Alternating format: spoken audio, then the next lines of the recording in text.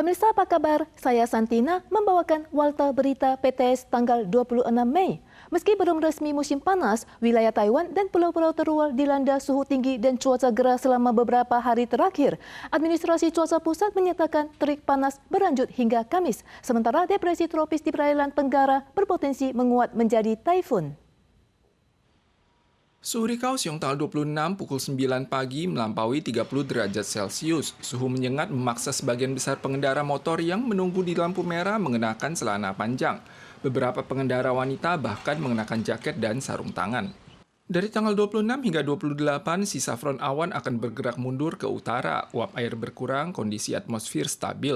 Suhu akan mencapai kulminasi selama 2 hari mendatang, berpotensi mencapai 40 derajat Celcius. CWA menyatakan cuaca panas akan berlanjut hingga tanggal 28 dan menjadi tidak stabil setelah front awan tiba tanggal 29. 未来这一周在周四之前的温度还是热哦，尤其在大台北地区、还有中南部山区跟花东纵谷这些地方，白天的高温可能都还是来到37度以上。 Depresi tropis yang berada di sisi tenggara Taiwan berpotensi menguat menjadi taifun ke-6 tahun ini dalam 2 hari ke depan. Walau jaraknya relatif jauh dari Taiwan, saat bergerak menuju perairan di selatan Okinawa, depresi tropis ini tetap berpotensi memicu ombak panjang di pesisir utara dan timur seiring sirkulasi periferalnya. Warga diimbau tetap waspada.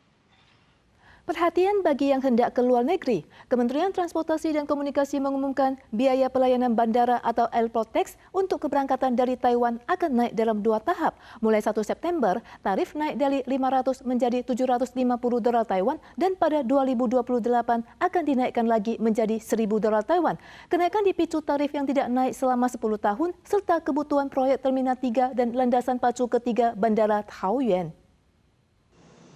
Kementerian Transportasi dan Komunikasi mengumumkan rancangan amandemen peraturan biaya, tarif, dan operasi layanan bandara. Berisi kenaikan biaya layanan bandara saat keberangkatan penumpang yang telah dibekukan selama 10 tahun. 500没什么感觉，就是每天少喝一杯饮料，基本上就还好。 Rencana kenaikan biaya akan diterapkan dalam 2 fase. Pertama, naik menjadi 750 dolar per 1 September tahun ini. Kemudian naik dari 750 dolar menjadi 1.000 dolar per 1 September 2028 dengan kenaikan total 500 dolar.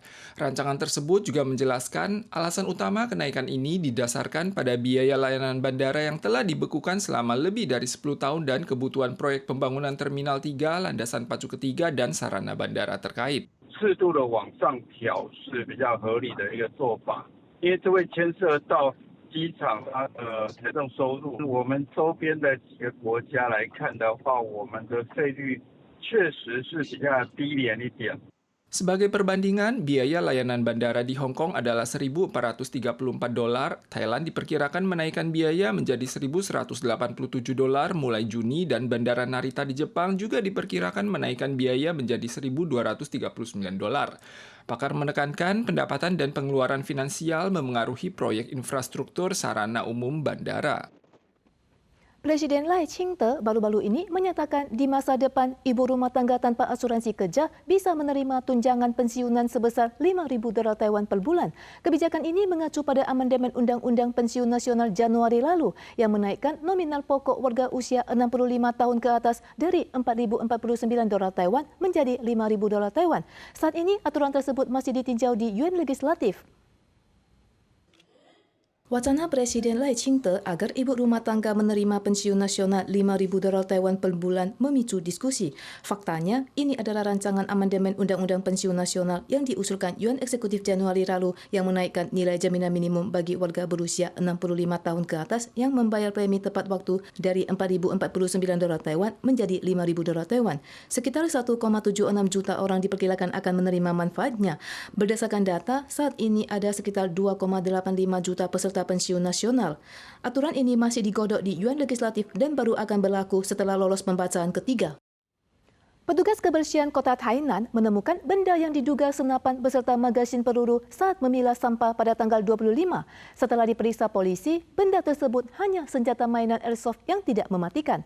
Polisi mengimbau warga segera melapor jika menemukan benda mencurigakan. Dalam video terlihat seorang wanita menyerahkan kardus ke truk daur ulang lalu pergi begitu saja. Pada tanggal 25 sore, tim kebersihan distrik utara kota Tainan menemukan senapan dan magasin di dalam kardus tersebut lalu merapor ke polisi. Setelah diperiksa, senapan itu mirip senapan T-91 militer Taiwan. Namun karena berbahan plastik dan rasnya tidak berarur, benda ini dipastikan sebagai senjata mainan airsoft untuk survival game atau permainan bertahan hidup yang tidak mematikan. Kendati demikian, polisi menemukan 2 butir peluru tanpa nomor seri yang diduga hasil modifikasi. Saat ini seluruh barang bukti telah disita polisi untuk pemeriksaan laboratorium. Sebuah hotel 9 lantai yang sedang dibangun di Luzon, Filipina, roboh pada Minggu dini hari, menimbun pekerja yang terlelap dan menimpa hotel di dekatnya, menewaskan seorang turis asal Malaysia. Saat ini 4 orang dinyatakan tewas, sementara belasan lainnya masih hilang. Rekaman udara menunjukkan puing-puing bangunan hampir rata dengan tanah. Kecelakaan ini terjadi di kota Angeles yang berada di 80 km utara dari Manila. Awalnya merupakan pangkalan udara luar negeri utama Amerika dan memiliki industri hiburan yang berkembang pesat. Bangunan 9 lantai ini semula direncanakan sebagai hotel apartemen, namun tiba-tiba runtuh tanpa peringatan tanggal 24 dini hari. Petugas meluncurkan operasi pencarian dan penyelamatan sepanjang malam.